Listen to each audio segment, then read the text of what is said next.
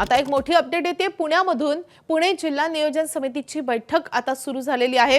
पालकमंत्री आणि उपमुख्यमंत्री सुनेत्रा पवार या ऑनलाईन या बैठकीला उपस्थित आहेत।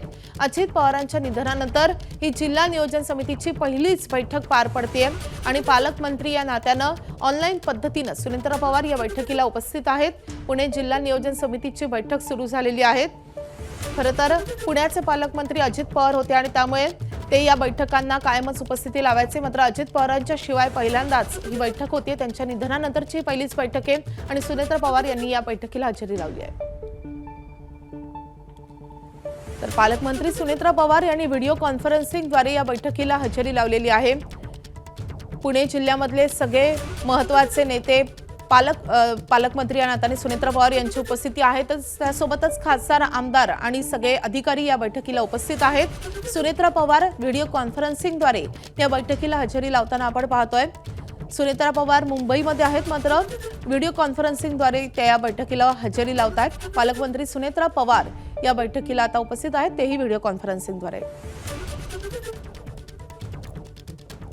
आपले प्रतिनिधी मिकी घई आपल्या सोबत आहेत। मिकी, सुनेत्रा पवार ऑनलाईन पद्धतीनं या बैठकीला हजेरी लावताना दिसतात, काय नेमकं घडतंय?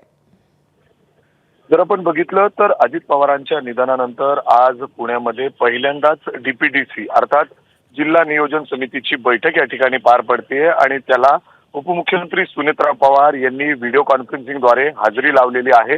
आणि या बैठकीला आज जर आपण बघितलं तर सगळे जे अधिकारी आहेत, वरिष्ठ अधिकारी आहेत, त्या बैठकीला उपस्थित आहेत। एवढंच काय तर सगळे आमदार खासदार देखील या बैठकीला उपस्थित आहेत, काही ऑनलाईन पद्धतीने देखील आहेत। त्यामध्ये जर आपण बघितलं तर चंद्रकांत पाटील असतील, हे व्हिडिओ कॉन्फरन्सिंगद्वारे आहेत। एवढंच काय तर खासदार सुप्रिया सुळे देखील व्हिडिओ कॉन्फरन्सिंगद्वारे या बैठकीला उपस्थित आहेत। आता पुढे या पुणे जिल्ह्यातील जे विकास कामं आहेत किंबहुना निधी आहेत, हे संपूर्ण पालकमंत्री म्हणून सुनेत्रा पवार यांच्याकडे असणार आहेत।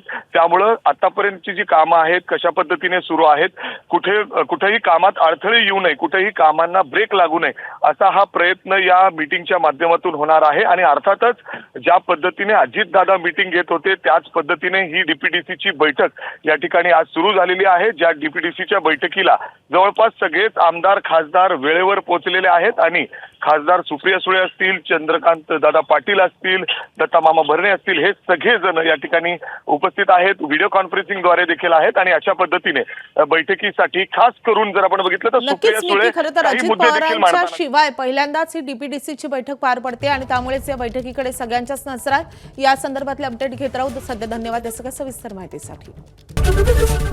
एबीपी माझा, उघडा डोळे बघा नीट।